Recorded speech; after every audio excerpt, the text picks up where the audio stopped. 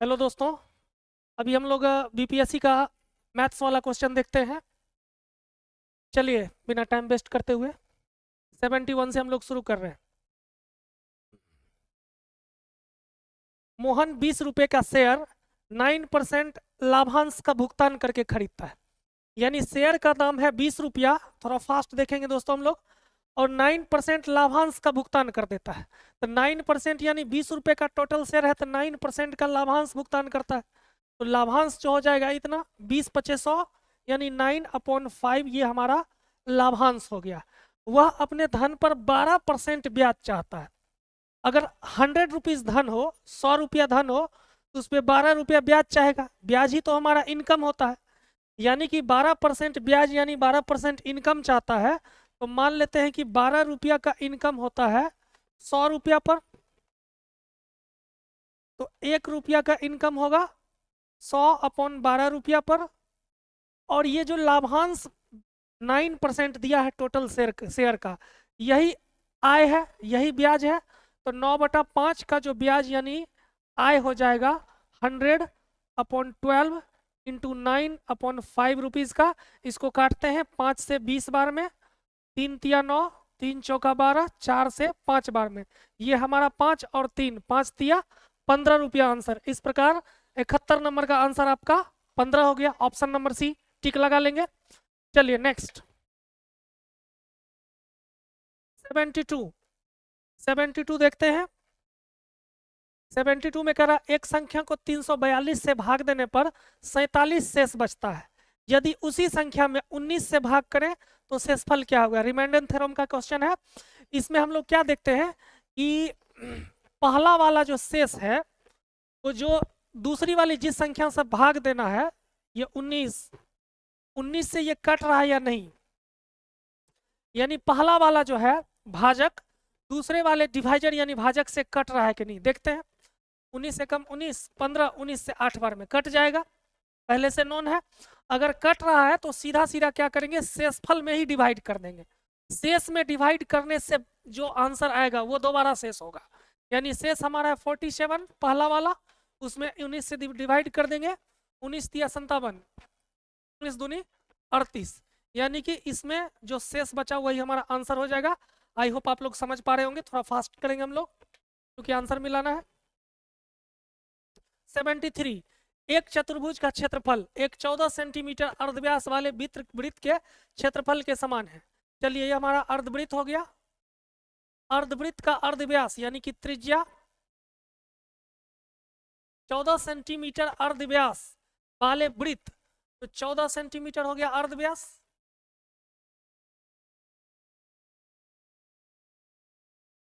वाले अर्धवृत्त नहीं, वृत्त है। चलिए वृत्त है, वृत्त का जो अर्धव्यास हो गया 14 सेंटीमीटर। इसका क्षेत्रफल निकाल लेते हैं वृत्त का। 22/7 πr², 22/7 × 14 × 14, 7 से 2 बार में हो गया 22 दूनी 44 × 14।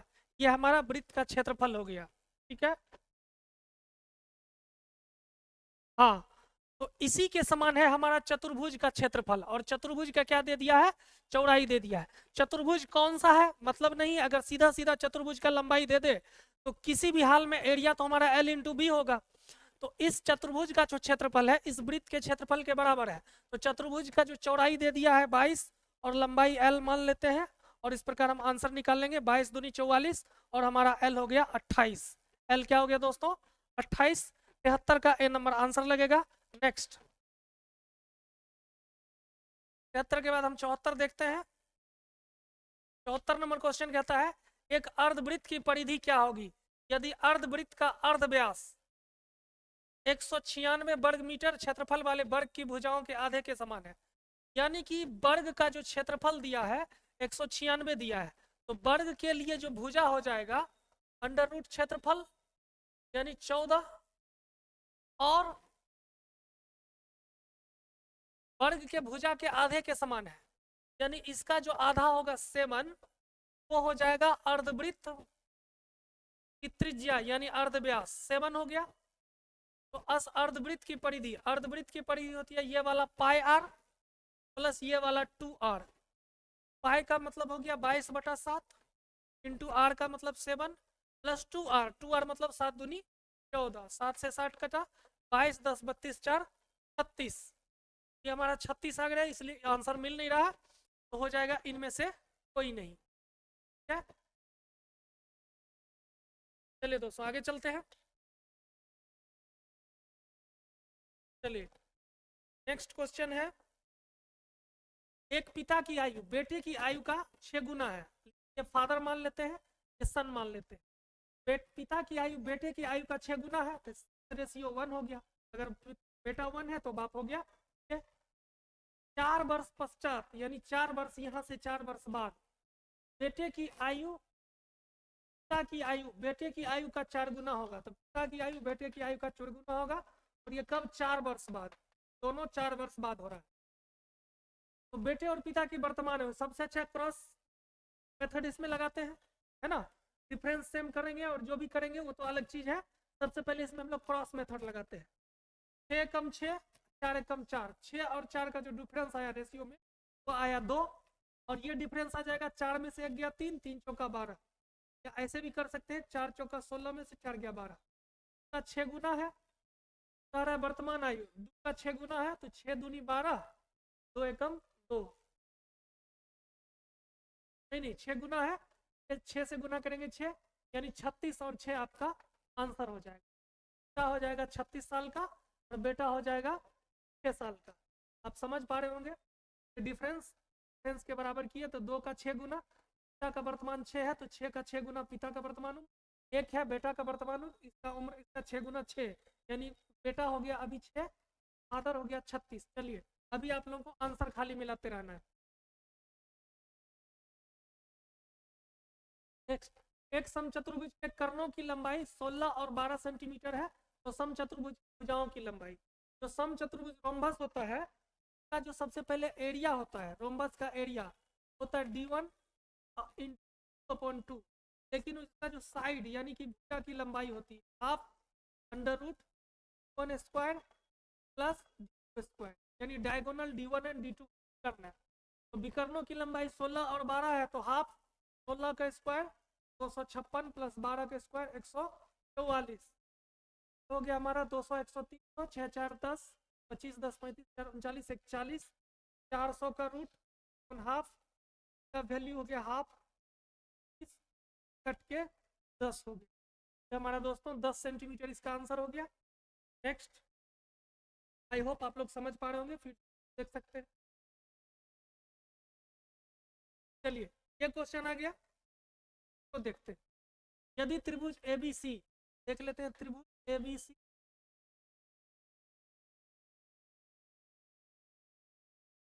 ए और त्रिभुज DEF, क्या है DEF, F ए ABC और त्रिभुज DEF समरूप है, ए बराबर 30 डिग्री, ये 30 डिग्री हो गया, और सी बराबर 50 डिग्री, 50 डिग्री हो गया। ए बी बराबर 5 सेंटीमीटर, ए बी 5 सेंटीमीटर, ए सी बराबर 8 सेंटीमीटर, ए सी बराबर हमारा 8 सेंटीमीटर। डी एफ 7.5, एफ 7.5 हो गया। तो हमारा डी ई पूछ, जब दो त्रिभुज समरूप हो, सिमिलर हो, तो साइड्स का रेशियो होगा इक्वल होगा, यानी कि साइड्स उनके प्रोपोर्शन में, भुजाएं समानुपाती होंगी, तो कोरस्पॉन्डिंग साइड्स को लेंगे। ए बी अपॉन ये D E equals to A C upon F, corresponding, इसके कोरस्पॉन्डिंग ये है, इसलिए ए बी अपॉन डी के कोरस्पॉन्डिंग ए सी के कोरस्पॉन्डिंग ये लग रहा है डी एफ। ऑर्डर में चलता है A B C F, A B लेंगे तो डी लेंगे, लेंगे तो ई एफ लेंगे, लेंगे तो डी एफ लेंगे, ऐसे चलता है। सिमिलरिटी को ए बी की वैल्यू देखेंगे 5, डी ई की वैल्यू देखेंगे, अच्छा निकालना है डी, ए सी का वैल्यू 8, डी एफ का वैल्यू 7.5, यानी डी हमें निकालना है, तो डी आ गया 7.55 अपॉन 8। आंसर तो हमारा पॉइंट में आएगा, जब पॉइंट में आंसर आएगा तो पॉइंट में सब कुछ है नहीं, तो अभी हम मार सकते हैं ऊपर कोई नहीं। कोई नहीं, इसमें आंसर उपर्युक्त में से कोई नहीं हो। अच्छा हमने बनाया इसको, तो 12 कैसे आ रहा है बच्चा, 12 टिक मार, तो 12 आ रहा है। ये अगर 5 है तो इसके कोरेस्पॉन्डिंग इसको 7.5 मान के बना, यानी इसका और इसका रेशियो ले लिया, 5 और 7.5 का रेशियो ले लिया है, तो 5/7.5 बराबर DE अपॉन 8 ले लिया है ना। अब इसको वेट करेगा, आ जाएगा 5 रेशियो जो बराबर कर दिया है 7.5 के, 5 रेशियो 7.5 के, तो 1 रेशियो 1.5 के, 8 का वैल्यू निकालना है D, 8 रेडियो हो जाएगा 8 × 1.5 जाएगा 12 सेंटीमीटर। देखते हैं ये तो बोर्ड पे सीपीएससी पे निर्भर करता है क्या आंसर देता है। आगे चलते हैं, हम लोग ज्यादा समझने पे ध्यान नहीं दे रहे, आंसर टिक लगवा रहे। चलिए 5 सेंटीमीटर अर्धव्यास, ये एक वृत्त हो गया, 5 सेंटीमीटर अर्धव्यास हो गया, यानी इसका रेडियस हो गया त्रिज्या 5 सेंटीमीटर, कोई दिक्कत नहीं है। एक वृत्त की ये बिंदु P पर एक स्पर्श रेखा PQ, बिंदु ले लेते हैं, स्पर्श रेखा PQ, कोई दिक्कत नहीं है। वृत्त के केंद्र O से निकलने वाली एक रेखा तो Q पर मिलती, मान लीजिए Q पर एक रेखा को मिलती है, तो Q बराबर 12 PQ की लंबाई वाट, PQ क्या होगी, तो जो वृत्त की त्रिज्या है स्पर्श रेखा पे लंब होगी, ये थ्योरम से आता है। वृत्त की त्रिज्या स्पर्श रेखा टेंजेंट पे परपेंडिकुलर होगी, और जब ये लंब हुआ, हाइपोटेनस हुआ, ये परपेंडिकुलर हुआ, तो परपेंडिकुलर 5 है, हाइपोटेनस 12 है, तो बेस निकाल लेंगे, base equals to under root 12 का स्क्वायर यानी हाइपोटेनस का स्क्वायर माइनस परपेंडिकुलर 5 का स्क्वायर, तो 13 मार देंगे, 13 नहीं मार देना, हालांकि 13 तो है ही नहीं, बट 5 12 ये रहता तब हाइपोटेनस 13 आता, ट्रिपलेट के हिसाब 144 में से 25 घटेगा, 100 में से 5 गया 9, 13 में से 2 गया 11, तो 119 कंफ्यूजन में ये नहीं मार देना। 119 का आंसर हो गया रूट के, का आंसर क्या हो गया दोस्तों, रूट 130। आगे चलते हैं 78 के बाद 80, चलिए 79 नंबर देखते हैं। ये कह रहा है 2 घनों जिसमें प्रत्येक का आयतन 64 घन सेंटीमीटर है, ये संलग्न फलकों को मिलाकर एक ठोस बनाया जाता है, इस प्रकार प्राप्त घनाभ का पृष्ठीय क्षेत्रफल क्या, ये क्षेत्रफल क्या है, 2 घन जिसमें प्रत्येक का आयतन 64 है, तो जो घन का आयतन होता है, घन का जो वॉल्यूम होता है आयतन, साइड का स्क्वायर भुजा का क्यूब होता है, तो वॉल्यूम दे दिया अगर 64, एक क्यूब, घन की भुजा आ गई 4, 4 चौको 16 चौको 64। अब 2 घन है, एक इसको मान लेते हैं घन, एक और घन है, ये संलग्न, देखो ये लंबाई हो गया, ये चौड़ाई हो गया, और इधर जो हो जाएगा ऊंचाई हो जाएगा, जब 2 घन को उसके संलग्न फलक को मिलाते हैं तो याद रखना है का पूरा जो घनाभ बनेगा कि लंबाई जो हो जाएगी दोनों घन के लंबाई के को जोड़ करके, है ना। जब 2 घन के संलग्न फलों को जोड़ते हैं, फलकों को जोड़ते हैं, तो फाइनल जो हमारा आकृति घनाभ बनता है उसकी टोटल लंबाई होगी दोनों घनों के लंबाई के योग के बराबर, लेकिन जो घनाभ की चौड़ाई और ऊंचाई होगी एज इट इज रह जाएगी, कोई चेंज नहीं होगा। दोनों को जोड़कर जो घनाभ बनेगा लंबाई हो जाएगी इसकी लंबाई 4 प्लस दूसरे घन की लंबाई 4, यानी भुजा तो 4 ही है 8, चौड़ाई तो घनाभ की अभी भी 4, पहले वाला घन का चौड़ाई, ऊंचाई भी पहले वाले घन की ऊंचाई 4 के बराबर रह जाएगा। क्लियर है। अब हमको क्या करना है, घन के संपूर्ण क्षेत्रफल ये जो घनाभ बना, घनाभ का पृष्ठीय क्षेत्रफल होता है 2LB plus BH plus LH। देखिए LB निकालते हैं, LB हो गया 32, BH हो गया 4 चौका 16 प्लस LH हो गया 8 चौका 32, हो गया बाहर में 32 32 64 और 16 64 64 76 10 80 गुना 2 80 गुना 2 160, कहीं दिख रहा है क्या, हाँ तो 160 वर्ग सेंटीमीटर हमारा आंसर आगे चलते हैं। चलिए अगला क्वेश्चन, एक पहिया का अर्धव्यास यानी रेडियस दे दिया है, पहिया सर्किल है, का रेडियस दे दिया 21, 924 मीटर की दूरी तय करने में यह कितने चक्कर लगाएगा। तो ठीक है, एक चक्कर में जो दूरी तय होगा वो परिधि के बराबर होगा। ठीक है, चक्कर में जो दूरी होगा तय परिधि के बराबर होगा। सीधा सीधा हम लोग डायरेक्ट फार्मूला भी याद रख सकते हैं, चक्कर बराबर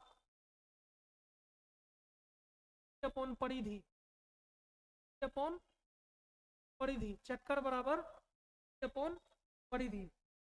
चक्कर हमारा हो गया, कितने चक्कर लगाएगा, हो गया 924 मीटर की दूरी, 924 मीटर की दूरी। परिधि हो जाएगा 2 पाई आर, आर 21 दे दिया है, तो 22/7, आर कितना है 21 सेंटीमीटर। ऊपर वाला मीटर है तो इसको सेंटीमीटर में चेंज कर लेते हैं। अब काट देंगे, 7 दिया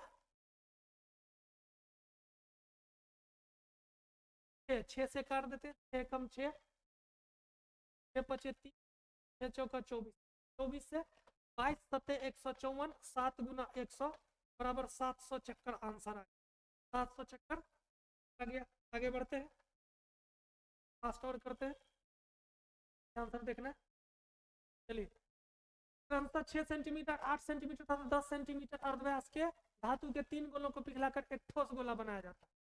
ठोस गोले का अर्धव्यास क्या है? यानी 3 हो 4 हो, छोटे छोटे आकृति वाले ठोस को पिघलाकर एक बड़ा ठोस बनाया जाए तो वॉल्यूम में नहीं होता। इतना छोटा छोटा ठोस गोला को पिघलाया गया है तो टोटल वॉल्यूम जो होगा जोड़ करके फाइनल जो बड़ा गोला बना है उसके वॉल्यूम के क्या होगा, बराबर होगा, वॉल्यूम में चेंज नहीं होगा। तो देख लेते हैं, 3 गोला को पिघलाया गया है, एक ठोस गोला बनाया गया, तो ठोस गोले का अर्धव्यास, तो फाइनल जो ठोस गोले का आयतन हो जाएगा 4/3 पाई, और आर मान लेते हैं बड़े वाले ठोस गोले की त्रिज्या है, अर्धव्यास है, बराबर हो जाएगा छोटा छोटा जितना गोला है उसका वॉल्यूम, दोनों के वॉल्यूम को ऐड करेंगे। 4/3 पाई 6 का क्यूब प्लस 8 का क्यूब प्लस 10 का क्यूब। इधर हम लोग 4/3 पाई को कॉमन ले सकते हैं, और पाई को कॉमन ले लिए, पहला आर जो है, पहला जो छोटा गोला है क्या 6 सेंटीमीटर है, 6 का क्यूब, दूसरे की त्रिज्या 8 सेंटीमीटर, 8 का क्यूब, तीसरे का 10 का क्यूब। 4/3 पाई से चला गया, यहाँ बचा आर क्यूब बराबर 36 का 216, 64 12 1000, 10 का क्यूब 1000। अब जोड़ देते हैं 500 200 700, 728 प्लस 10 1728 हो जाएगा। आर क्यूब बराबर 1728, तो आर बराबर हो जाएगा 1728 का क्यूब, 1728 का क्यूब 12 होता है। तो जो बड़ा ठोस गोला बना उसका जो अर्धव्यास या उसकी क्या हो गई 12 सेंटीमीटर। चलिए आगे चलते हैं। चलिए थीटा कहाँ तक हो, 81 नंबर। तथा थीटा एक न्यून कोण है तथा cos थीटा इक्वल टू 3/5। देखते हैं, cos थीटा 3/5 है, तो cos थीटा होता है आधार बटा कर्ण यानी बेस बाय हाइपोटेन्यूज। ये हमारा बेस हो गया, ये हमारा h हो गया, तो परपेंडिकुलर हो जाएगा 4 हो जाएगा, ट्रिपलेट से 3 5 के ट्रिप, जब 4 हो गया तो ऊपर में है साइन थीटा, तो साइन थीटा हो जाएगा लंब बटा कर्ण, परपेंडिकुलर बटा हाइपोटेनस 4/5। टेन थीटा, उसके बाद टेन थीटा हो जाएगा लंब बटा आधार, तो लंब 4 हो गया, आधार क्या हो गया 3 -1/2, टेन स्क्वायर थीटा 4/3 का होल स्क्वायर, 4 चौका 16/9। अब इसको करते हैं, काटते हैं, 4 चौका 16/15, 16/15 में से 1 गया तो 1/15 अपॉन 16 दूनी 32 9, तो फाइनल हो जाएगा 1/15 9/32, क्या 9 15 3/5 गुना 32 8/107 का आंसर हो गया। तो बेस है, ये हाइपोटेनस है, परपेंडिकुलर निकला और सबका वैल्यू रख दिया, साइन थीटा परपेंडिकुलर बटा हाइपोटेनस, टेन थीटा परपेंडिकुलर बटा बेस, 4/3 करके वैल्यू पुट करके सिंप्लीफाई कर दिया, आंसर आसानी से निकल। आगे चलते हैं, 83 नंबर। 83 नंबर कहता है ए के किस मान के लिए समीकरण ये वास्तविक व समान होंगे। सबसे पहले इसको स्टैंडर्ड फॉर्म में ले आते हैं, A X square plus B X plus, जो क्वाड्रेटिक इक्वेशन का स्टैंडर्ड फॉर्म है। इधर ले आएंगे, एक्स स्क्वायर कॉमन ले लेंगे तो हो जाएगा के प्लस 4 एक्स स्क्वायर, एक्स वाले के साथ एक्स वाले को ले आएंगे, एक्स कॉमन हो जाएगा तो हो जाएगा के प्लस 1 इंटू एक्स, और प्लस क्या हो जाएगा 1 बराबर हो जाएगा हमारे पास, हमारा हो गया A X square plus B X plus C बराबर क्या हो गया, इसमें ये मूल वास्तविक और समान होंगे। मूल वास्तविक और समान तब होता है जब डिस्क्रिमिनेंट 0 हो जाए, क्या हो तो हो जाए, जब डिस्क्रिमिनेंट बड़ा हो, 0 से बड़ा हो, क्या होगा वास्तविक असमान, 0 से छोटा हो जाए तब मूल क्या होगा काल्पनिक। यहाँ हमको डिस्क्रिमिनेंट बी स्क्वायर माइनस 4 करना है, ये ए हो गया, ये बी हो गया, और ये कांस्टेंट 1 सी हो गया। तो मूल तब समान कब होगा जब डिस्क्रिमिनेंट बी स्क्वायर माइनस 4 ए सी के बराबर हो। तो बी स्क्वायर हो गया, इस जगह के प्लस 1 का होल स्क्वायर माइनस 4, ये है के प्लस 4, जगह क्या लिख देंगे 1 लिख देंगे बराबर 0। अब इसको सिंप्लीफाई करते हैं, के स्क्वायर के स्क्वायर के स्क्वायर, देखिए सिंप्लीफाई करने का कोई जरूरत नहीं है, ये का मान पूछ रहा है, ये का वैल्यू उठा के यहाँ रखेंगे, देखेंगे सेटिस्फाई हो रहा है कि नहीं। सिंप्लीफाई करना भी आसान है, बहुत लंबा चौड़ा ये जाएगा नहीं। ये का वैल्यू यहाँ से उठाएंगे, इस करेंगे 0 आना चाहिए तो आ जाएगा, इसका मतलब के की वैल्यू से सेटिस्फाई हो रहा है, और के का वही वैल्यू हमारा आंसर हो जाएगा। पहला अगर 3 देते हैं तो 3 1 4, 4 का स्क्वायर 16 माइनस 4 7 7 चौका 18, 16 में से 28 जाएगा, 0 कभी नहीं होगा तो नहीं होगा आंसर। के बराबर -3 रखते हैं तो यहाँ -3 प्लस 1 -2, तो 4 स्क्वायर करके -4, यहाँ अगर -3 रखे तो 1 हो जाएगा, 1 हो जाएगा, 4 - 4 0 हो गया, यानी के बराबर -3 पुट करने पर ये सेटिस्फाई हो रहा है, 0 आ जा रहा है। जब 0 आ जा रहा है तो के का यही वैल्यू तो वास्तविक, यानी आंसर चेक करने का आगे जाने -3। ऐसे इसको आप सॉल्व करके काट भी सकते हैं, क्वाड्रेटिक फॉर्म से आसानी से आ जाएगा, बहुत ज़्यादा झंझट। आगे चलते हैं, तो आंसर हमारा हो गया। चलिए एपी का क्वेश्चन आ गया, अर्थमेटिक प्रोग्रेशन का, तो देखते हैं।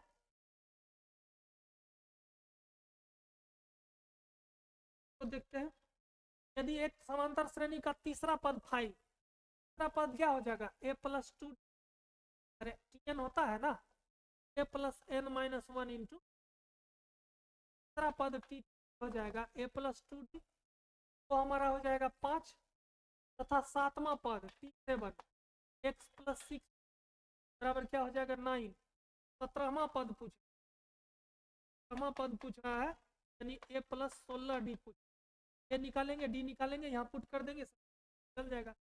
तो देखो क्या करते हैं, तो हम लोग माइनस कर देते हैं, माइनस किए खत्म हो गया, 6 में से 2 क्या 4d बराबर 9 में से 5 गया 4 बराबर आ गया 1 बराबर 1 आ गया, ये निकाल लेंगे, यहाँ d1 दे देते हो जाएगा। d1 देने के बाद 5 में से क्या 3, ये बराबर क्या हो जाएगा 3, हाँ ये बराबर क्या हो जाएगा 3।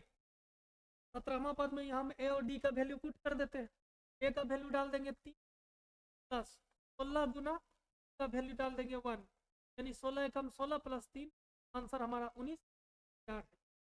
ये आगे चलते हैं,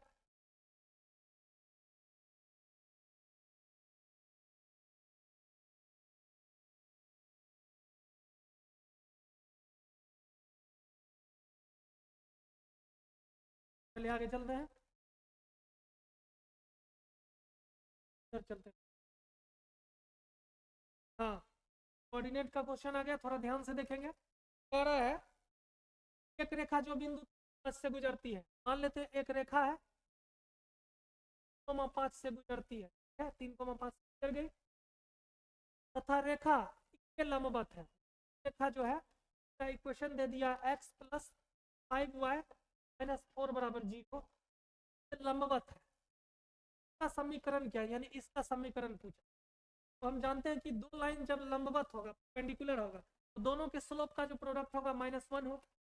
इसका स्लोप निकाल लेते हैं। इसका स्लोप कैसे निकालेंगे? y बराबर mx प्लस सी के फॉर्म में लिखेंगे तो हम लिख सकते हैं 5y equals to -x plus 4, उधर चला जाएगा तो y इक्वल्स टू हो जाएगा -1/5x प्लस 4/5। ये हमारा स्लोप हो गया। वाले लाइन का स्लोप m1 जो -1 हो गया, तो निश्चित का स्लोप 5 होना चाहिए, m2 5 होना चाहिए। तो जब दोनों परपेंडिकुलर है तो दोनों के स्लोप का गुणनफल -1 आना चाहिए। ये तो -1/5 आया, अगर ये 5 + 5 होगा तभी तो गुना करके -1 होगा। इसका स्लोप 5 हो गया।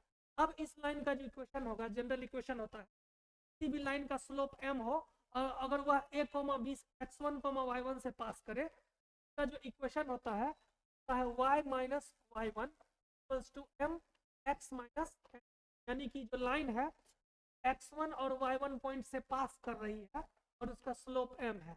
यहाँ पे इस लाइन का स्लोप 5 है तो 3, 5 से पास कर हो गया, y1 5 हो गया।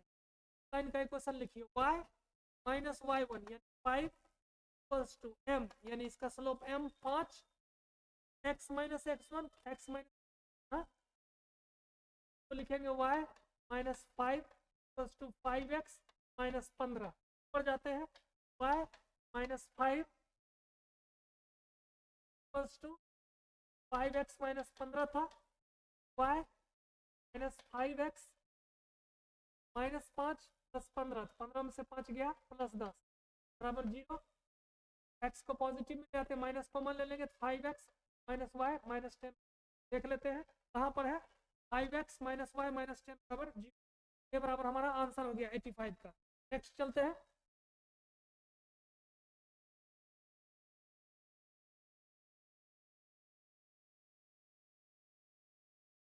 एक वृत्त की परिधि अर्धव्यास में 37 सेंटीमीटर का अंतर है। वृत्त की परिधि हो जाएगी πr और अर्धव्यास यानी त्रिज्या, अर्धव्यास यानी कि त्रिज्या अंतर है 37 है। तो वृत्त की परिधि क्या हो रहा है, आर हम कॉमन ले लेंगे, चलिए 22/7 पुट कर देते हैं, कॉमन ले लेते हैं, 2 गुना 22/7, 2 गुना 22/7 कॉमन है, -1 हो गया, आर 22 दूनी 44, 1 जब इसको घटाएंगे तो 7 एलसीएम लेंगे तो 7 घटा ऊपर में ऑलरेडी 37 आ जाएगा, 37 के बराबर है, 37 कट गया तो आर बराबर हमारा 7 आ गया। जब आर बराबर 7 हो गया तो वृत्त परिधि तो होता है 2πr, सर्कमफेरेंस 2πr को लिखे 2 गुना 22/7, आर 7 है कट गया तो 44 हमारा लग गया, यहाँ रहेगा। ठीक, चलिए अगला क्वेश्चन देखते हैं, कलर चेंज कर लिया जाए। एक वर्ग का क्षेत्रफल चतुर्भुज के क्षेत्रफल का 3/5 है। चतुर्भुज की लंबाई 25 सेंटीमीटर तथा चौड़ाई इसकी लंबाई से 10 सेंटीमीटर कम है।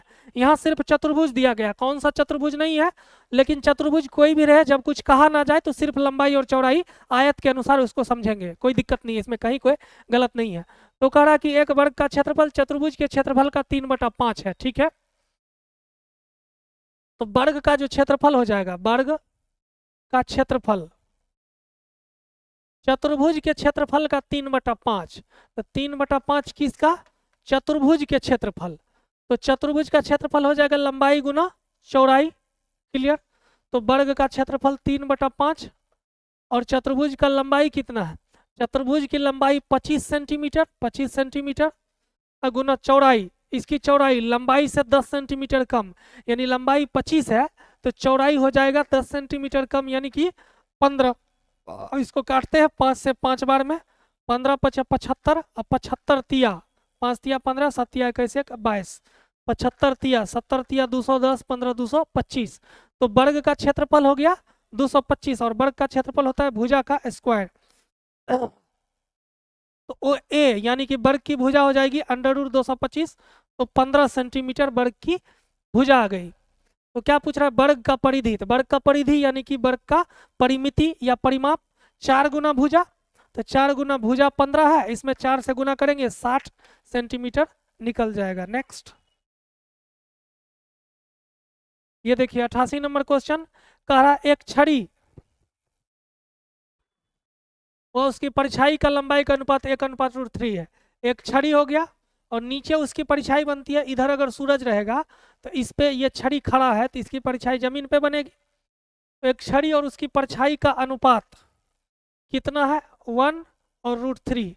तो पूछ रहा है सूर्य का उन्नयन कोण, सूर्य का उन्नयन कोण तो यहाँ बनेगा। अब नमन कोण इधर बनता है, ऊपर से जब वस्तु को देखा जाता है। उन्नयन कोण यहाँ से नीचे से देखा जा रहा है तो सूर्य का उन्नयन कोण क्षैतिज के साथ बनता है, दृष्टि रेखा। तो ये उन्नयन कोण पूछ रहा है, तो सीधी सीधी 1/√3 का रेशियो जो हो जाएगा ये 30 डिग्री हो जाएगा, बिना सॉल्व किए निकाल सकते हैं। या tan थीटा बराबर लंब बटा आधार, तो tan थीटा बराबर 1/√3, थीटा बराबर 30 डिग्री। चलिए 64 लीटर मिश्रण में दूध और पानी का अनुपात 5:3 है। तो मिल्क और वाटर का रेशियो दे दिया है, मिल्क और वाटर का रेशियो दे दिया है 5:3, और ये टोटल है 64 लीटर। क्लियर। तो इस मिश्रण में कितना पानी मिलाया जाए कि 3:5 हो जाए ये रेशियो, कितना पानी मिलाया जाए। तो कितना पानी मिलाया जाए तो पहले तो देख लेते हैं कितना टोटल है। 5 3 8 यूनिट, 8 यूनिट बराबर 64, 1 यूनिट बराबर 8 और 1 यूनिट 8 है, तो दूध हो गया 8, 5 गुना 8 40, और ये 3 8 क्या हो गया 24, 40 और 24 हो गया हमारा। ठीक है।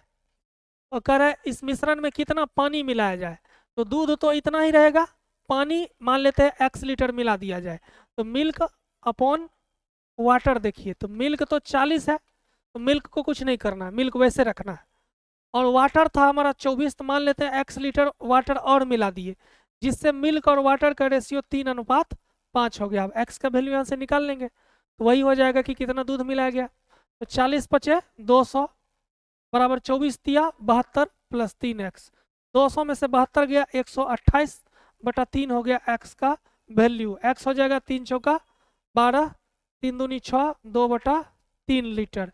यानी इतना लीटर आपका मिलाया गया पानी, तब जाके फाइनल रेशियो 3:5 बनेगा। दूसरे तरीका से भी बना सकते हैं, कांस्टेंट करके, मिल्क जब नहीं बन रहा है तो रेशियो को कांस्टेंट कर लेंगे, आराम से निकल जाएगा। तो ये हमारा आंसर हो गया। चलिए 90 नंबर देखते हैं। कह रहा है 5 वर्ष पूर्व मीनू की आयु, तो ये हो गया मीनू, ये हो गया अमन। तो 5 वर्ष पूर्व ये हो गया प्रेजेंट, ये हमारा प्रेजेंट हो गया। 5 वर्ष पूर्व देखते हैं क्या स्थिति थी। तो 5 वर्ष पूर्व मीनू की आयु अमन की आयु से 3 गुना था, तो मीनू का आयु अमन की आयु से क्या था 3 गुना है। और 10 वर्ष पश्चात, मतलब अभी प्रेजेंट ये है, अभी से 10 वर्ष पश्चात यानी +10, यानी 10 वर्ष पश्चात मीनू की आयु अमन की आयु से दुगुनी होगी, तो मीनू की आयु अमन की आयु से क्या हो गई, दुगुनी हो गई। तो पूछ रहा है मीनू और अमन की वर्तमान आयु क्या है, यानी कि शुरुआत में रेशियो ये था और 15 साल बाद रेशियो ये हुआ है उसी दोनों पर्सन का। तो कितना साल बाद हुआ है, तो 15 साल बाद, दोनों 15-15 साल बाद हुआ है। तो इसको क्रॉस प्रोडक्ट से बनाते हैं, 3 एकम 3, 2 एकम 2, 3 और 2 का अंतर 1, 1 किसको बताएगा, 2 में से 1 गया 1, 15 को। कैसे, 15 दूनी 30, 30 में से 15 गया 15, 1 का 15 गुना है। तो मीनू तथा अमन का वर्तमान हुए 1:15, तो 3 रेशियो क्या हो जाएगा, 3 रेशियो हो जाएगा 45, और फिर यह 1:15 तो है ही। ये 45 मीनू और 15 अमन, कब, अभी से 5 साल पहले। लेकिन वर्तमान पूछ रहा है, तो 5 साल पहले मीनू थी 45 की, 5 साल पहले मीनू 45 की थी, तो अभी कितनी हो गई होगी, 5 जुट जाएगा तो अभी 50 हो गया होगा। वर्तमान कितना हो गया होगा 50, और 5 साल पहले अमन था 15 का, तो उसमें 5 जोड़ेंगे तो अभी अमन का उम्र निकल जाएगा 20 साल, यानी अमन और मीनू का उम्र था 50 और 20 साल। आगे बढ़ते हैं, इधर छूट गया। चलिए ये देखते हैं दोस्तों, जल्दी से आप खत्म करते हैं। यदि n प्रथम n प्राकृतिक संख्याओं का माध्य, माध्य मतलब एवरेज हो गया, तो हम जानते हैं प्रथम n प्राकृतिक संख्याओं का योग क्या होता है, प्रथम n प्राकृतिक संख्याओं का योग होता है n × n + 1/2, ये योग हो गया। कितनी संख्याओं का? n संख्याओं का। तो योग में नंबर ऑफ टर्म से भाग दे देंगे, सम में नंबर ऑफ टर्म से जितनी संख्या है उससे भाग देंगे तो माध्य निकल जाएगा या एवरेज निकल जाएगा। तो n संख्या तो n से भाग दिए तो ये माध्य निकल गया, और क्वेश्चन में माध्य दिया हुआ है 3n/5। इसको इक्वेट करेंगे, n कट गया। अब देखिए 5n + 5 बराबर 6n, 6n में से 5n गया n बराबर 5, तो n का वैल्यू क्या निकल गया? 5। प्रोबेबिलिटी का क्वेश्चन है, बहुत अच्छा।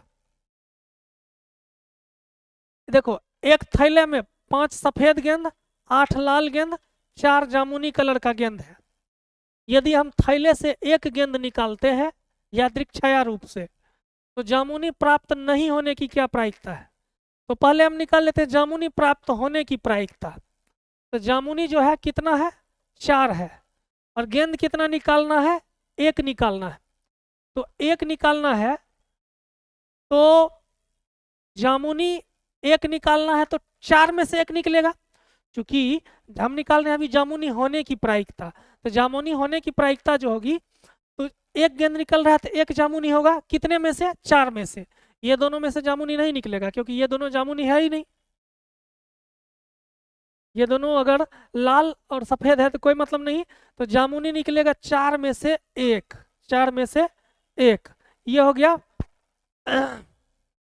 इवेंट। और टोटल कितना गेंद है? टोटल है 8, 5, 13, 4, 17। तो वो जो जामुनी निकला होगा, टोटल जब तुलना करेंगे टोटल, तो टोटल 17 में से निकला होगा, तो 17C1 हो गया। ये जामुनी होने की प्रायिकता है। हम जानते हैं किसी भी घटना के होने, उस घटना के ना होने की प्रायिकता, दोनों को जोड़ते हैं तो 1 आता है। तो जामुनी होने की प्रायिकता ये है, तो जामुनी नहीं होने की प्रायिकता 1 में से इसको घटा देंगे और आंसर निकाल जाएंगे। इसी का आंसर हो जाएगा जैसे 1 - 4C1, तो फैक्टोरियल 4 फैक्टोरियल 1 अपॉन फैक्टोरियल 3 हो जाएगा, और फैक्टोरियल 17 अपॉन फैक्टोरियल 1, और 17 में से गया फैक्टोरियल 16 हो जाएगा। अब हम लिखेंगे 1 - फैक्टोरियल 4 को लिखेंगे 4 गुना 3 का फैक्टोरियल अपॉन 3 का फैक्टोरियल, बटा 17 को लिखेंगे 17 गुना 16 का फैक्टोरियल अपॉन 16 का फैक्टोरियल। कट गया कट गया, फाइनली हमारे पास आ गया, फाइनली हमारे पास आ गया 1 - 4/17 बराबर 13/17। 13 बटा क्या आ गया? 17। ये हो गया जामुनी नहीं होने की प्रायिकता। मेथड यही है, मेथड कॉम्बिनेशन वाला यही है, यही लगाया जाता है, डायरेक्ट नहीं लिखा कीजिए, ऐसे ही चलता है। तो 13 बटा क्या हो गया? 17। 13/17 जब हम कैलकुलेट किए तो इसको 13/17, 13/17 0.764 आ रहा है। तो ये किसके लगभग में? इसके लगभग में है। इसका देखते हैं क्या होता है आंसर। इसमें ये भी हो सकता है और उपयोग में से कोई नहीं भी हो सकता है। आगे चलते हैं।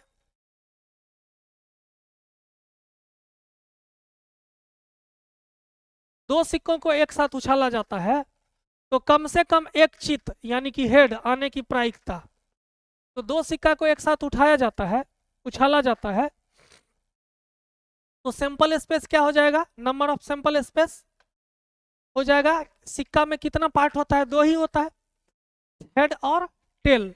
तो एक सिक्का अगर उछालेंगे तो सैंपल स्पेस टोटल आउटकम जो हो जाएगा, टोटल फेवरेबल आउटकम, टोटल जो आउटकम हो जाएगा वो हो जाएगा 2 पे पावर 1, और सिक्का 2 है तो एक सिक्का में 2 पार्ट हेड और टेल, तो 2 सिक्का में 2 पे पावर 2। 3 सिक्का हो तो 2 पे पावर 3 हो जाएगा टोटल सैंपल स्पेस। तो ये हो जाएगा 2 पे पावर 2। क्या हो जाएगा? 2 पे पावर 2। अब हम निकालते हैं नंबर ऑफ सैंपल स्पेस निकला। अब निकालते हैं फेवरेबल आउटकम। फेवरेबल आउटकम होगा,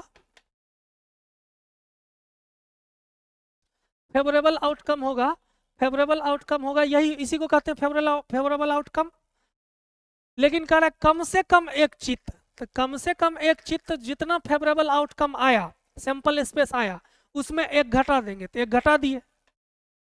तो हमारा ये हो गया इवेंट और ये सैंपल स्पेस। तो हमारा जो प्रोबेबिलिटी हो जाएगा कम से कम एक आने का, वो हो जाएगा 2 पावर 2 - 1 अपॉन 2 पावर 2। तो 2 दूनी 4 में से गया 3, 3/4, 3/4। अच्छा क्वेश्चन था, चलिए। देखिए इस क्वेश्चन को आसानी से देख बनाते हैं। राम एक काम को 60 दिन में करता है, वह 15 दिन तक काम करता है, और श्याम बचे हुए काम को अकेले 30 दिनों में पूरा कर देता है। दोनों इकट्ठे उस काम को कितने दिन में करेंगे?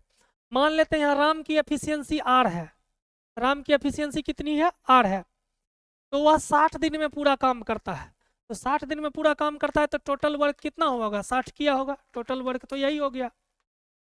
नहीं, राम जो है अकेले 60 दिन में पूरा कर देता है, तो राम की एफिशिएंसी हम मान ली आर, और 60 दिन में पूरा करता है तो टोटल एफिशिएंसी और टोटल टाइम, तो 60 दिन से गुना कर दिया एफिशिएंसी में, यही तो टोटल वर्क हो गया, क्योंकि 60 दिन में राम पूरा कर रहा है। देखो राम 60 दिन में पूरा कर सकता है, लेकिन वह 15 दिन तक काम करता है।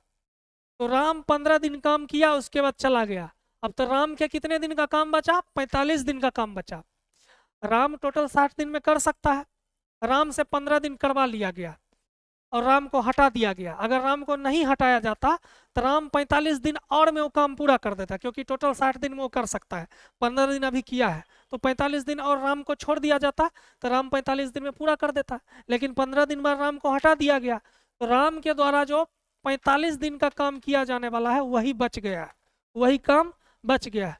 उसी को श्याम क्या करता है? अपनी एफिशिएंसी से 30 दिन में पूरा कर देता है। तो राम और श्याम का रेशियो निकाल लेते हैं एफिशिएंसी का, तो 2 अनुपात क्या हो गया? 3। नहीं, क्योंकि 30/45, 15 दूनी 15 तिया हो गया। राम का एफिशिएंसी 2 और श्याम का एफिशिएंसी 3। अब पूछ रहा है दोनों इकट्ठे उस काम को पूरा कितने दिन में करेंगे? तो पहले तो टोटल वर्क निकाल लेते हैं। टोटल वर्क आर इंटू 60, तो आर है 2, तो 2 इंटू 60 टोटल वर्क, और उस टोटल वर्क को टोटल वर्क में दोनों की एफिशिएंसी को जोड़ के भाग दे देंगे, 3 2 5, तो निकल जाएगा राम प्लस श्याम कितने समय में किया वो टाइम निकल जाएगा। 5 से 12 और 12 दूनी 24 दिन हमारा आंसर निकल गया। आगे चलते हैं।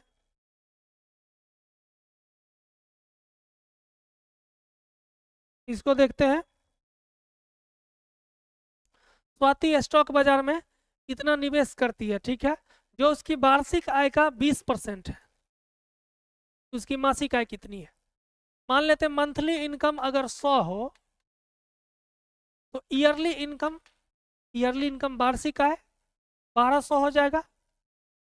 एक महीना में 100 रुपया, तो 12 महीना यानी एक साल में 1200 रुपया कमाया। तो इतना निवेश करता है जो उसकी वार्षिक आय का 20% है, तो वार्षिक आय है 1200, उसका 20% इसके बराबर है 1,87,000 के बराबर है। तो उसकी मासिक आय 100 यूनिट का वैल्यू पूछ रहा है। अब ध्यान से देखेंगे, 1200 बराबर हो जाएगा 1,87,000, ये 20% को 1/5 लिख सकते हैं, उधर जाएगा तो 5 से गुना हो जाएगा। 1200 का वैल्यू ये है, इसमें 12 से भाग दे देते हैं, तो इधर भी 12 से भाग देना पड़ेगा। फायदा क्या हुआ? 1200 का वैल्यू है तो 100 का वैल्यू निकल जाएगा। 1200 में 12 से भाग दिए, और 100 ही हमको पूछ रहा है, यानी उसकी मासिक आय ही पूछ रहा है। तो इधर भी 12 से भाग दे के आंसर हम निकालेंगे। जब हम आंसर निकालेंगे, ठीक है, तो निकालिए, इसको कैलकुलेट करेंगे। 8 7 15 1 16, हाँ, तो 4 से तिया, 4 से 250 बार में कट जाएगा। आंसर इसका कुछ नहीं, 77,000 से ऊपर आ रहा है। कैलकुलेटर हम लोग देखें तो 77,000 से ऊपर आ रहा है। इसका आंसर यह होना चाहिए, ये सब में कुछ हो ही नहीं रहा है ना। ज़्यादा कैलकुलेट कर चुके हैं, तो कैलकुलेट करने के बाद ये आंसर आ रहा है। चलिए 96 देखते हैं। एक कबड्डी टीम में मैचों की श्रृंखला में क्रमशः इतना इतना इतना अंक अर्जित किया गया, इसकी माध्यिका क्या होगी? माध्यिका के लिए पहले आरोही क्रम में सजाएंगे, और आरोही क्रम में सजाने के बाद बीच वाला संख्या माध्यिका होगी। तो आरोही क्रम में सजाते हैं, सबसे छोटा 5 5 5 5 5, तो एक ही बार है। उससे ऊपर है 7, 7 कितना बार है? 7 है, 1 1 1 1 1 1 2 बार, तो 2 बार 7। 7 से बड़ा कौन है? 8 है, 8 है, और 8 है 2 बार, तो 8 2 बार। 8 के बाद कौन बचा? सबसे छोटा है 2, सबसे छोटा क्या है? 2, इससे पहले है 2, ठीक है। 8 के बाद कौन बड़ा है? 8 के बाद है 10, तो 10 10 10, 2 बार 10 है, 10 भी खत्म हो चुका। 10 से बड़ा कौन है? 14। 14 एक बार है। 14 एक बार है। 15। 15 एक बार है। 15 के बाद 17 एक बार है। 17 एक बार है। 17 के बाद 18 भी एक बार ही है। 18 एक बार है। 18 के बाद 24। 18 के बाद 24, फिर 27, फिर 28 और फिर 48 लास्ट में। 48 कितना संख्या है? 2 2 4 2 6 2 8 2 10 2 12 2 14 2 16। 2 2 4 2 6 2 8 2 10 2 12 2 14 2 16। 16 हो गया तो 7 7 करके अलग कर लेंगे। बीच में 2 संख्या आएगी, 7 करके अलग करो। 2 2 4 2 6 1 7, ये हट गया। इधर से 2 2 4 2 6 1 7, तो बीच में कौन बचा? 10 और 14। तो माध्यिका होगा बीच वाले के भी बीच में, उस दोनों का एवरेज 10 + 14 24/2 बराबर 12 हमारा माध्यिका। ये गलत है, 12 होगा। चलिए इधर तो बन ही गया। अच्छा इधर बचा है, ठीक है जल्दी अब खत्म करते हैं। हो गया। कह रहा है एक संख्या का 4/7, पहली संख्या x मान लेते हैं, इसका 4/7। दूसरी संख्या के 40%, दूसरी संख्या y है, 40% फ्रैक्शन 2/5 के समान है, तो x और y का रेशियो निकालते हैं। तो 7 दूनी 14/20, 14 बटा क्या हो जाएगा? 20, 10/7, हाँ तो हो जाएगा 7 दूनी 14, 14/20, तो 2 सती 2 है, 7:10 हो गया। तो प्रथम संख्या और दूसरी संख्या का अनुपात 7:10 हो गया। आगे बढ़ते हैं। कह रहा है 120 मीटर लंबी रेलगाड़ी प्लेटफॉर्म पर खड़े व्यक्ति को पार करने में 10 सेकंड का समय लेती है, तो रेलगाड़ी की गति मीटर पर सेकंड में। तो रेलगाड़ी की जो गति होगी, जब भी रेलगाड़ी प्लेटफॉर्म पर खड़े व्यक्ति को पार कर रहा है तो अपनी लंबाई को पार करेगा, तो दूरी हो जाएगा अपनी लंबाई, क्योंकि व्यक्ति की लंबाई तो नेग्लिजिबल है। तो चाल बराबर दूरी बटा समय, तो दूरी यानी गाड़ी की लंबाई हो जाएगी। तो दूरी 120 और बटा समय कितना सेकंड में पार किया? 10 सेकंड में, हो जाएगा 12 मीटर पर सेकंड। आंसर चाल हो गया। आगे बढ़ते हैं।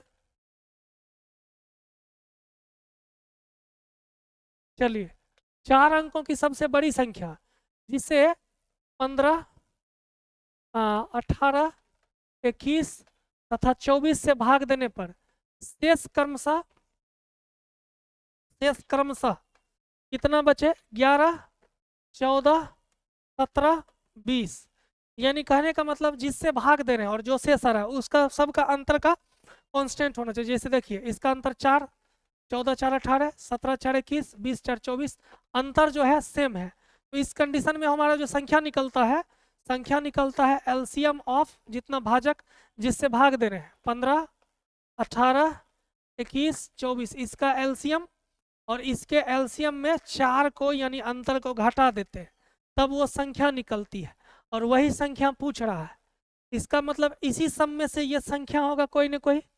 जब इस चारों का एलसीएम निकाल के उसमें 4 घटा दिया गया होगा तो ये संख्या आई होगी। यानी संख्या में अगर 4 इधर ला के जोड़ दें तब तो 15, 18, 21, 24 का एलसीएम वही रहा होगा। यानी संख्या में जब हम 4 जोड़ देंगे तब 15, 18, 21, 24 से कट जाएगा, यानी उसका एलसीएम होगा, मतलब उससे कट जाएगा। तो सब संख्या तो उत्तर यही है। इसमें सम में 4 जोड़ के देखते हैं, तो इसमें जब 4 जोड़ेंगे हो जाएगा 75, 60, 75, 60। इसमें 4 जोड़ेंगे तो 76, 60। इसमें जब जोड़ेंगे 75, इसमें 4 जोड़ेंगे तो 68 हो जाएगा। अब ये सब संख्या 15, 18, 21, 24 का एलसीएम है, यानी ये सब संख्या 15 से भी कटनी चाहिए, 18 से, 21 से, 24 से, यानी 15, 18, 21, 24 सबसे जो कट जाएगा वही आंसर होगा। तो पहले चेक करते हैं 15 से जब कटेगा तो 5 और 3 दोनों से कटेगा, है ना। सबसे आसान क्या होता है? 2 से, 3 से, 5 से चेक करना, तो उसी पे फोकस करेंगे। ये नहीं कि 21 है तो 3 और 7 से चेक करने के लिए, 7 वाला थोड़ा कठिन होता है, टाइम लगेगा। तो 5 से चेक किसको करेंगे? जिसके यूनिट प्लेस पे क्या हो, 0 या 5 हो। यूनिट प्लेस पे 0 या 5 नहीं आ रहा है तो नहीं कटेगा, तो गया। अब ये दोनों में यूनिट प्लेस पे 0 है तो दोनों को दोनों 5 से कटेगा। 3 से चेक कर लेते हैं। तो 3 से चेक करने के लिए सम ऑफ डिजिट 3 से कटना चाहिए। 7 6 13 19, ये नहीं कट रहा है। क्या ये 3 से कट रहा है? 7 5 12 6 18, एकदम 3 से कट रहा है, यानी 15 से कट रहा है। आगे अब चेक करने का, सोचने घबराने की जरूरी नहीं है, आराम से आंसर लग जाएगा। जब 3 से नहीं कट रहा होता तब आगे देखते। चलिए आगे देखते हैं। ये तो बहुत आसान है। एक परीक्षा में 35% विद्यार्थी हिंदी में फेल। लीजिए, हिंदी बना लिए, इंग्लिश बना लिए, ठीक है। 35% हिंदी में, तो 35% हिंदी में। 45% गणित में, इंग्लिश नहीं है, गणित है, मैथ है, मैथ है। 45% गणित में, 20% दोनों में अनुत्तीर्ण हुआ, 20% दोनों में, यानी फेल का हम बना रहे हैं डायग्राम, फेल का, ठीक है। यानी 35% टोटल हिंदी में फेल किया, 45% टोटल मैथ में फेल किया, 20% दोनों में फेल किया, यानी 20% कॉमन है। तो हमारे पास ओनली फेल ही निकाल रहे हैं अभी भी। फेल, फेल ओनली हिंदी में फेल, ओनली हिंदी में। तो टोटल हिंदी में फेल और प्लस हिंदी मैथ दोनों में फेल, दोनों वाला को घटा देंगे तो 35 में से 20 गया, 15%, 15%। अगर कहे ओनली मैथ में फेल, तो टोटल 45 है, उसमें से 20 घटा देंगे तो 25%, टोटल मैथ में फेल। बोथ फेल, दोनों में फेल तो दिया हुआ है 20। अब देखो, सिर्फ हिंदी में 15 को फेल किया, 15% फेल किया, सिर्फ मैथ में 20% फेल किया, और मैथ और हिंदी दोनों में 20 को फेल किया, तो टोटल फेल तो यही हो गया। केवल एक विषय, केवल दूसरे विषय और दोनों विषय में फेल, तो टोटल फेल का संख्या निकल गया परसेंट में। और इसके अलावा जो बच जाएगा वही दोनों विषय में पास किया होगा। तो 25 15 40 20 60% फेल किया टोटल। टोटल फेल जो है 60% है। परसेंटेज 100 का वैल्यू होता है टोटल वैल्यू, 100 में से 60 को जो है फेल कर गया, तो 40 पास कर गया होगा। क्या पूछ रहा है कि दोनों विषयों में उत्तीर्ण, उत्तीर्ण, तो 40 हो गया जो दोनों विषय में उत्तीर्ण है। आगे बढ़ते हैं।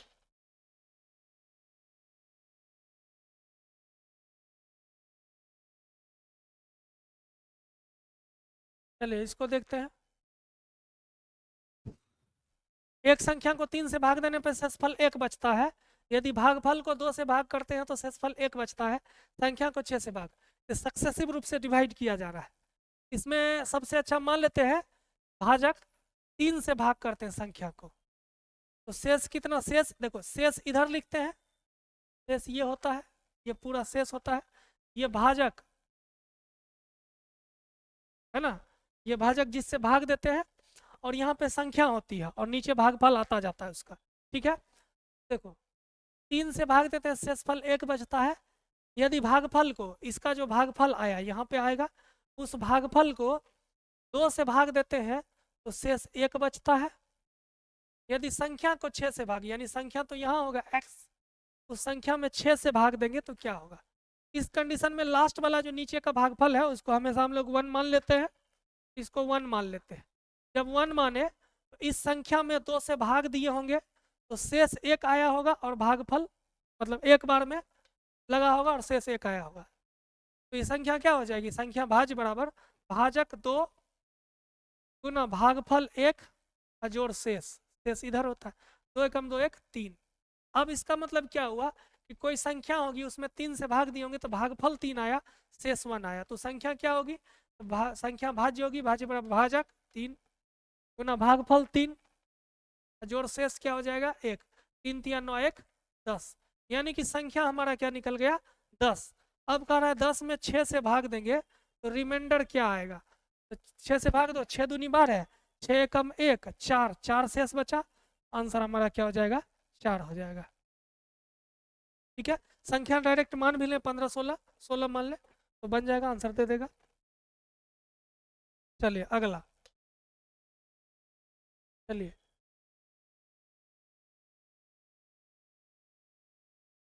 कह रहा है 1 टन की 2/5 भाग भरी हुई है, तथा इसमें 32 लीटर तेल और डाला जाता है, 7/6 भाग तक भर जाता है। मान लेते हैं 7 और 5 का एलसीएम कटने वाला, मान लेते हैं टोटल जो वॉल्यूम है, टोटल कैपेसिटी टंकी का है 7×5 = 35 यूनिट, 35 यूनिट है। 2/5 भरा है, तो 2/5 जब भरा है तो 14 यूनिट भरा हुआ है। 2/5 भरा है तो 3/5 खाली है, उससे मतलब नहीं है।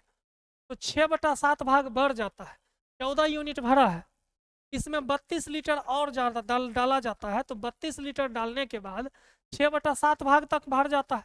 6/7 भाग भर जाता है मतलब 7×5 = 30 यूनिट भर जाता है, 30 यूनिट भर जाता है। पहले था 14 यूनिट भरा हुआ, इसमें 32 लीटर और डाल देते हैं तो 6/7 यानी 30 लीटर भर जाता है। यानी कि इन दोनों का जो रेशियो का अंतर हो गया 30-14, 16 यूनिट का वैल्यू हो गया 32, क्योंकि 32 डाले हैं तब तो 30 तक पहुंचा है। तो 16 एक यूनिट का वैल्यू क्या हो जाएगा 2। तो पूछ रहा है टंकी की क्षमता, क्षमता 35 यूनिट, तो 35 यूनिट का वैल्यू क्या हो जाएगा 70 लीटर आंसर। तो इसका हमारा हो गया 70 लीटर। नेक्स्ट चलते हैं। देखिए ये बहुत आसान क्वेश्चन पूछ दिया, प्रॉफिट लॉस का। 30% घाटे पे 4900 में बेचा गया, तो सीपी हमेशा 100% मानेंगे, तो 70 का वैल्यू दे दिया 4900, तो सीपी 100 का वैल्यू 0 से 7×7 के मल्टीपल वाला आंसर हो जाएगा, लेकिन आप लोग पूरा बना लेंगे। 70×100 7000। आगे चलते हैं हम, जल्दी खत्म हो जाएगा, 3-4 क्वेश्चन और है, देखते हैं। एक मूलधन 4% पर वार्षिक चक्रवृद्धि ब्याज की दर से 2 वर्षों में 169 हो जाता है। तो देखिए आर बराबर 4% पर एनम है, यानी 1/25, टी बराबर 2 ईयर्स है, और मूलधन पूछ रहा है, लेकिन ए अमाउंट 169 दे दिया। तो 2 साल में इसको लगाएंगे, रेशियो पे बनाते हैं।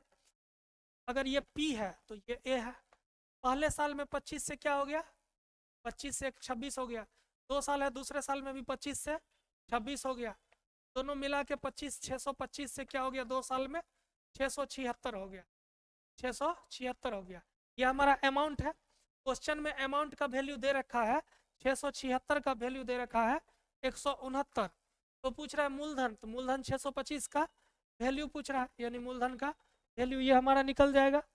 अब देखिए काटिए, 676 को लिखेंगे 26×26, 13 से 13 बार में कटा, 26 है तो 13 से 2 बार में यानी 52 बार में कट गया। 13 चौका 52, 625/4, 625/4 काटते हैं। 15 चौका 60, 2 4 छक्का 24, 1.4 दूनी 8, 2 4 5 20, 156.25 रुपया हमारा मूलधन हो जाएगा। आगे बढ़ते हैं, चलिए। ये कह रहा है एक टंकी की लंबाई 25 मीटर, चौड़ाई 12 मीटर तथा गहराई 6 मीटर है, यानी घनाभ है, और 50 पैसे प्रति वर्ग मीटर की दर से दीवारों व आधार और प्लास्टर करने का खर्च।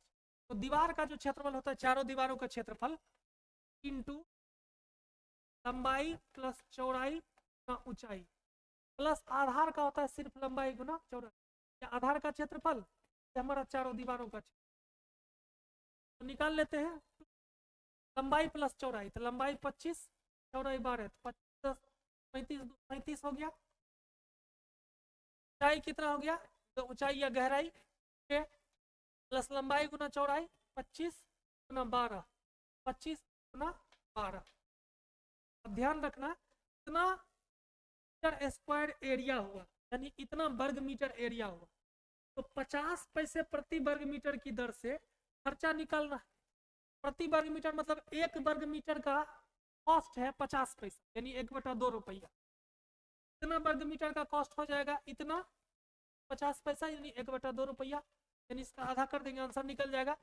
1/2 को जब अंदर ठूसेंगे 2 से 2 कैंसिल हो गया, 37×6 बचेगा, प्लस जब इस 2 को अंदर ठूसेंगे 2 से 6 काटेंगे, 2 छक 12, छक्का क्या हो गया 150, 37 छक्का 7 छक्का 42, 3 छक्का 18 4 22, छक 42 2 बाकी 4 18 4 22, 10 150 को जोड़ देंगे 2 22 10 32 5 37, 72 रुपया आंसर हो जाएगा।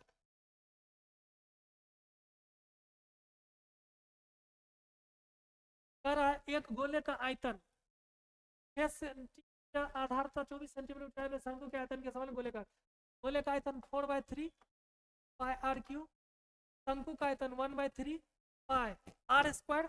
आधार है शंकु का, आधार 6 मतलब त्रिज्या यानी अर्धव्यास 6 दे दिया, 6 centimetre pi r square, 24 centimetre ऊंचाई में 24 से गुना कर दिए, 3 पाई से पाई है ना, 4 से 6, आर क्यू बराबर 6 का स्क्वायर 6 का क्यू, आर बराबर 3 हट के हो गया यहाँ 6, यानी कि गोले का अर्धव्यास मतलब त्रिज्या 6 सेंटीमीटर होगा।